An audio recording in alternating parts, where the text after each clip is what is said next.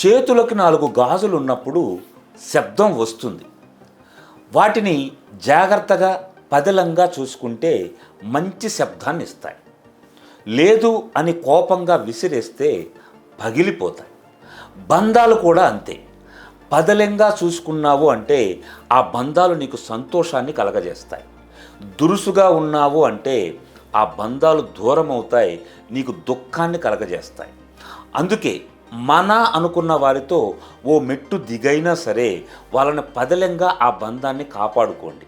అంతేగాని దురుసుగా ప్రవర్తించావు అంటే ఆ బంధం దూరమైపోతుంది.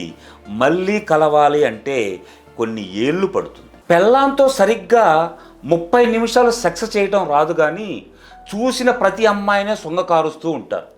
దీన్ని గంట సేపు చేయాలా, దాన్ని ఆ యాంగిల్లో చేయాలా అని. మీరు చేయాల్సినవి, మీ సమయాన్ని కేటాయించాల్సింది వీటి గురించి కాదు, నీ కుటుంబ భవిష్యత్తు గురించి. ఏం చేస్తే నీ కుటుంబ సభ్యులు సంతోషంగా ఉంటారో అది ఆలోచించండి. అంతేగాని రోడ్డు మీద పోయే ప్రతి అమ్మాయిలను చూసి సొంగ కార్చటం మానేయండి. ఆ ప్రేమలో 10వ వంతు మీ భార్య మీద పెట్టినా నిన్ను ఎంతో ఆనందంగా సంతోషంగా కలకాలం చూసుకుంటుంది. ఆడది శరీరాన్ని కంట్రోల్ చేసుకుంటుంది, మనసును మాత్రం కంట్రోల్ చేసుకోలేదు. ఎవరైనా వచ్చి 4 మాటలు మంచి మాటలు చెప్పారు అంటే ఇట్టే నమ్మేస్తుంది.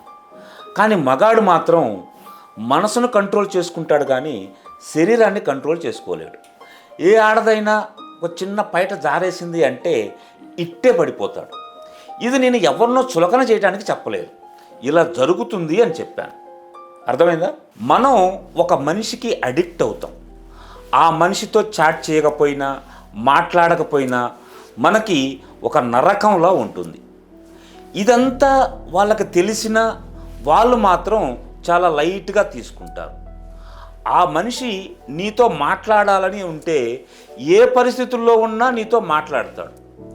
అతను నిన్ను నిర్లక్ష్యం చేస్తున్నాడు అంటే దాని అర్థం నీ మీద ఇంట్రెస్ట్ లేదు అని. అలాంటి వాళ్ళని ఎప్పుడూ కూడా నాతో మాట్లాడు, నాతో స్నేహం చెయ్యి, నాతో బాగుండు అని ఎప్పుడూ 1000 కళ్ళతో ఎదురు చూడకండి.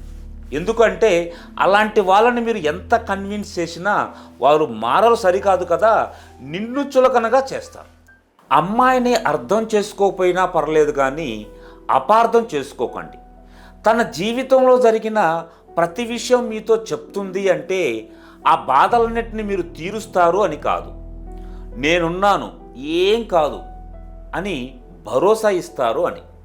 మీరు అలా చెప్తే తనకి ధైర్యం వస్తుంది, జీవితంలో ఏదైనా సాధించగలుగుతుంది. ప్రతి విషయం మీతో చెప్తుంది అంటే తనకి మీరంటే ఎంత ఇష్టమో, మీకు ఎంత ఇంపార్టెంట్ ఇస్తుందో గ్రహించండి. అంతేగాని ఆ విషయాలన్నీ తెలుసుకొని తనని చులకనగా చేసి మాట్లాడకండి. డబ్బు విషయంలో మిమ్మల్ని ఒకరు మోసం చేసి ఉండవచ్చు, ఫ్రెండ్ అని చెప్పి వెన్నుపోటు పొడిచి ఉండవచ్చు, ప్రేమ అని చెప్పి వంచన చేసి ఉండవచ్చు. అలా జరిగినప్పుడు వాళ్ళని చంపేయాలన్నంత కోపం, కసి మీకు వచ్చే ఉంటాయి. కానీ అలాంటివన్నిటినీ కంట్రోల్ చేసుకొనే ఉండాలి. మీకు బాధ, కోపం ఉంటాయి, నేను కాదనను, కానీ అవన్నీ మిమ్మల్ని మీరు కోల్పోయే విధంగా ఉండకూడదు. Concentrate on your self. మిమ్మల్ని మోసం చేసిన వాడు కూడా మీ ఎదుగుదల చూసి నిద్ర పట్టక చావాలి. అలా ఉండాలి మీ ఎదుగుదల అంటే.